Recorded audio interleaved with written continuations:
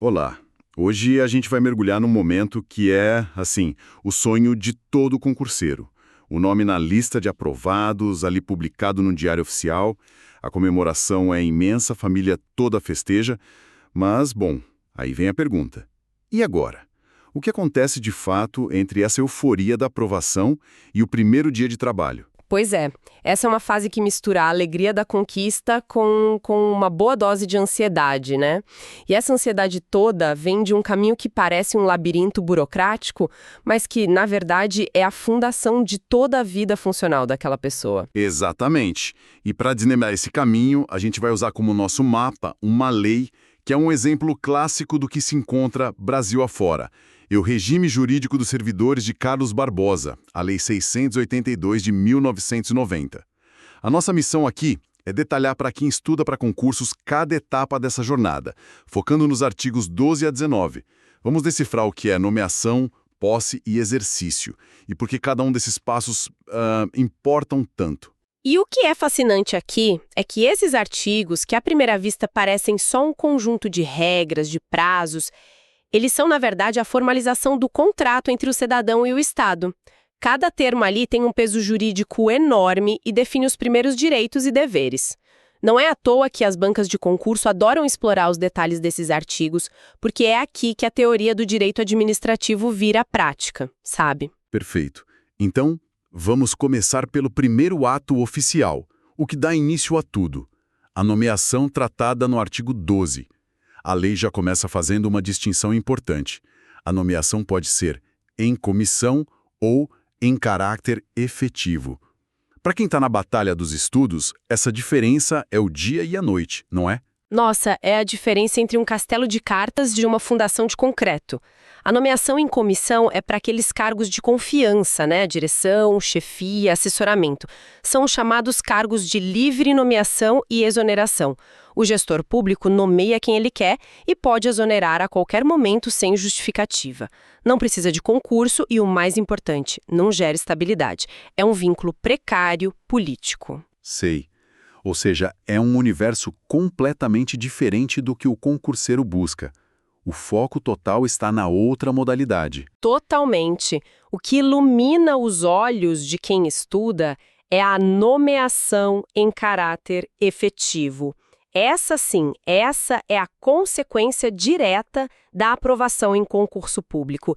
É a porta de entrada para uma carreira, para o desenvolvimento profissional dentro do serviço público e, claro, para a tão sonhada estabilidade que é alcançada depois do estágio probatório.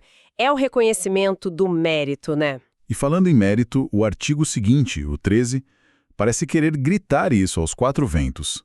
Ele diz: a nomeação em caráter efetivo obedecerá à ordem de classificação. Pode parecer óbvio, mas por que a lei precisa ser tão enfática nesse ponto? Porque esse artigo é a alma do concurso público. É a linha de defesa que separa o serviço público do apadrinhamento, do QI, o famoso quem indica. Sem essa regra, a prova, o estudo, as noites em claro, nada disso valeria absolutamente nada. Esse artigo transforma o poder de contratar do gestor, que no setor privado é uma escolha pessoal, em uma obrigação, assim, matemática. Se a pessoa ficou em primeiro lugar, a vaga é dela. Ponto final. A administração não tem escolha, ela está vinculada a essa ordem. É a garantia de que a regra do jogo será cumprida. Isso dá uma segurança gigantesca para o candidato. Certo, então o nome foi publicado, a nomeação foi feita respeitando a ordem. O próximo grande passo é a posse. Vamos pensar na posse, o artigo 14. O que exatamente ela representa? Não é só assinar um papel, imagino. De jeito nenhum. Pensa na posse como a cerimônia de casamento com o serviço público. A nomeação foi o pedido, a aprovação foi o noivado, mas a posse é o momento em que a pessoa vai ao cartório, que é a repartição pública, e assina os papéis dizendo: sim, eu aceito. Ela está formalmente aceitando as atribuições, os deveres, as responsabilidades e, claro, os direitos do cargo. É ali, com a assinatura do termo de posse, que o vínculo jurídico é selado. Gostei da analogia. E como em todo contrato, existem cláusulas e prazos. E aqui o concurseiro precisa de atenção redobrada.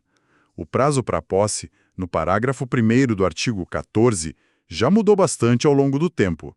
Na lei original, eram 10 dias. Em 2011, caiu para 5 dias úteis. E agora, numa mudança recente de 2024, aumentou para 15 dias úteis. O que essa dança dos prazos nos diz? Ela nos diz duas coisas fundamentais. Primeiro, que a legislação não é estática, ela evolui. Talvez o legislador tenha percebido que 5 dias era um prazo muito apertado. Imagina alguém que mora em outro estado, precisa pedir demissão do emprego antigo, organizar uma mudança. 15 dias úteis dá um fôlego muito maior. E segundo, para o concurseiro, isso é um alerta luminoso. Sempre estude pela legislação atualizada, aquela que o edital exige. Perder a vaga da sua vida porque estudou por uma lei antiga é o tipo de erro que, nossa, não tem conserto. É o detalhe que separa o aprovado do nomeado que não tomou posse. E além do prazo, no ato da posse o candidato precisa apresentar 2 declarações importantes. Quais são e por que são exigidas? São 2 ferramentas de controle e transparência. A primeira é a declaração sobre o exercício de outro cargo público. A Constituição Federal proíbe, como regra, a acumulação de cargos. Essa declaração serve para a administração verificar se o novo servidor está numa das raras exceções permitidas, como 2 cargos de professor ou um de professor com outro técnico. Certo. E a segunda declaração? A segunda é a declaração de bens e valores. Basicamente um retrato do patrimônio da pessoa no momento em que ela entra no serviço público. Isso é crucial para o combate ao enriquecimento ilícito. Ao longo da carreira, essa declaração é atualizada, permitindo que os órgãos de controle comparem a evolução do patrimônio com a renda do servidor. É uma forma de garantir a probidade administrativa. Certo. Então, o candidato foi nomeado, cumpriu o prazo de 15 dias úteis, assinou o termo de posse, entregou as declarações, a caneta mal secou o papel, ele já pode ir para sua mesa, ligar o computador e começar a trabalhar. A gente tende a pensar que sim, mas a lei cria mais uma etapa, não é? E com um prazo bem mais curto. Exatamente. Tomar posse não significa começar a trabalhar imediatamente. Existe um outro ato com um nome e prazo próprios, chamado exercício. O artigo 15 define o exercício como o efetivo desempenho das atribuições do cargo. É o momento em que a pessoa de fato começa a produzir, a prestar o serviço público. É o primeiro dia de trabalho na prática. E a lei dá um prazo bem apertado para isso. O parágrafo 1º do artigo 15 diz que são 5 dias para entrar em exercício, contados da data da posse. Peraí, 5 dias? Isso parece muito pouco. Se a pessoa tomou posse no último dia do prazo, ela mal tem tempo de respirar. É um prazo curtíssimo e a regra é de pedra. A lógica por trás disso é que, uma vez que a pessoa tomou posse, ela já é servidora pública. O vínculo já existe. Não há motivo para o Estado ficar esperando muito tempo para que ela comece a trabalhar e a justificar sua remuneração. Então, a lei impõe essa agilidade. Assinou a posse, você tem 1 semana, basicamente, para se apresentar no seu local de trabalho. E se não se apresentar?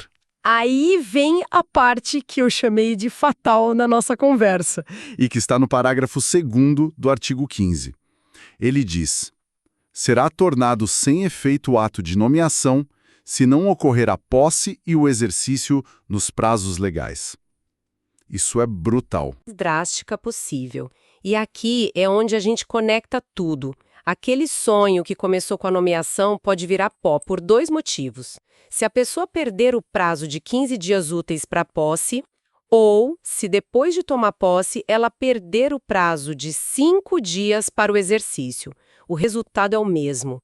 O ato de nomeação é cancelado. É como se um buraco negro jurídico apagasse tudo.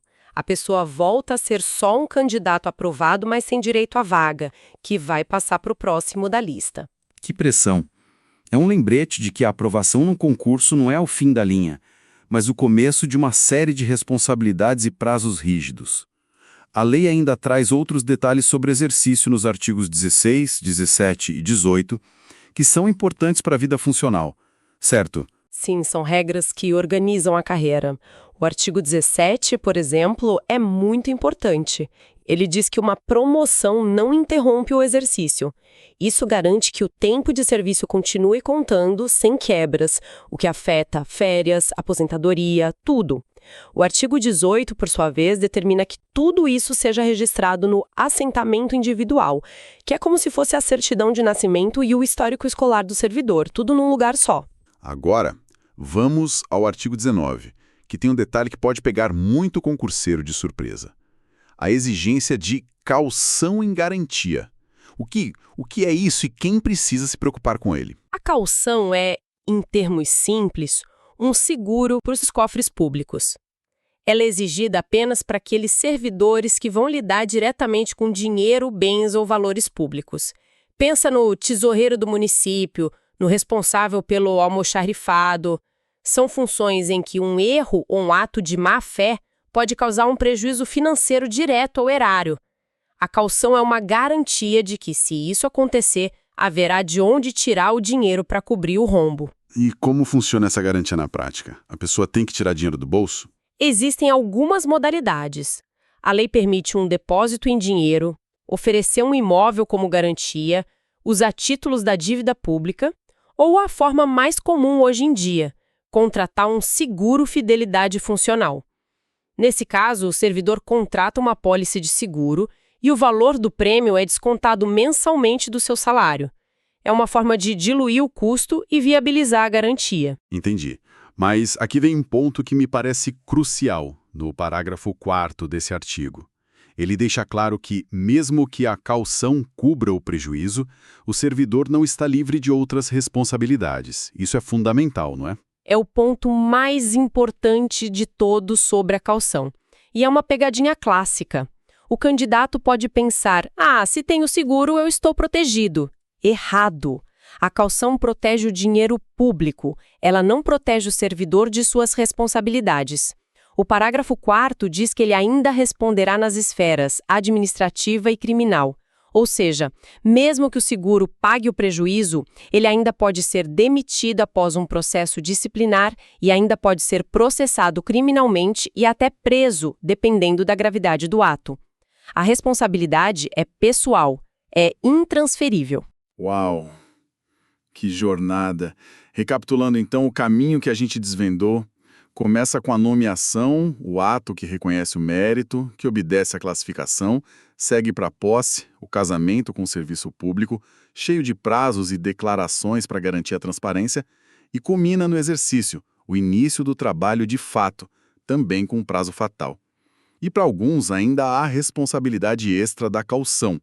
Então, o que tudo isso significa para o concurseiro? Significa que o estudo da lei seca não pode ser só decoreba. É preciso entender a lógica por trás de cada etapa.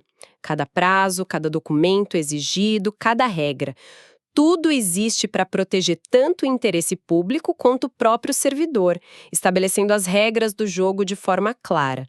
Dominar esses artigos não é só para passar na prova, é para começar a carreira com o pé direito, consciente de que o vínculo com a administração pública é construído sobre esses pilares de formalidade, responsabilidade e, acima de tudo, legalidade. Perfeito.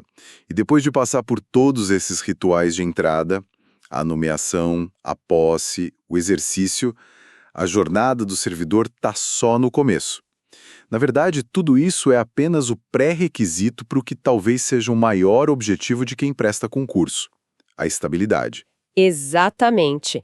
Cada um desses atos é um tijolo indispensável na construção desse direito. Então, fica aqui uma reflexão final para quem nos acompanha.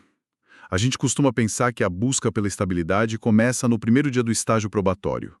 Mas, depois dessa nossa conversa, fica claro que não. A jornada para construir um dos direitos mais sólidos do serviço público começa bem antes. Ela começa na atenção a um prazo no Diário Oficial, na assinatura de um termo de posse, no cumprimento de uma burocracia que, no fundo, é o alicerce de toda uma carreira.